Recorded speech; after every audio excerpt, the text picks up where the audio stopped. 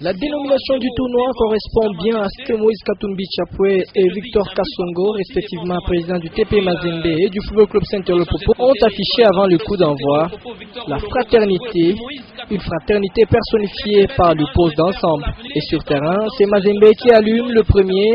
11e minute, Thomas Oulimwengu est mis sur l'orbite par Yao Fepong, un but à 0. Passe en direction de Oulimwengu. L'ouverture du score. Les deux premiers buts de ces matchs auront une raison de 11 minutes, car la 22e, Lupopo égalise de la tête, Clovis Mbaya hérite d'un coup franc d'Afizi, un but partout. Les filets qui tombent. L'équilibre est maintenu jusqu'à la 31e minute. Traoré Cheban reprend de la tête un ballon des corners. C'est parti. Attention. Le deuxième but du TP Mazembe Anglebert. Servi par Thomas Oulimwengu, le Malien est passé à 2 doigts du doublé. La réponse est presque express, car Afizi tente Kidiaba qui repousse la tentative et la mi-temps arrive, 2 buts à 1.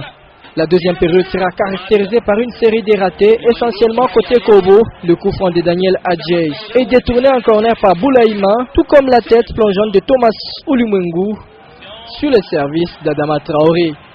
Et c'est 2 minutes après que le Tanzanien réalisera son doublé du jour, réceptionnant une passe de la tête de Jonathan Panzi. Le troisième but. Mazembe restera sur un temps fort.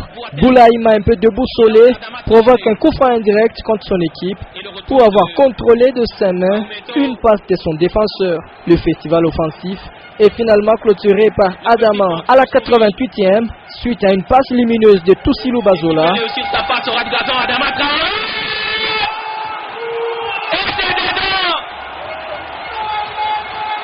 Pangui voulait aussi s'inviter à cette fête, mais il rate la balle du 5-1 et donc 4 buts à 1. Résultat final de la rencontre, une rencontre qui a commencé sous un chapeau de fair play et qui s'est clôturée sur ces mêmes états d'esprit.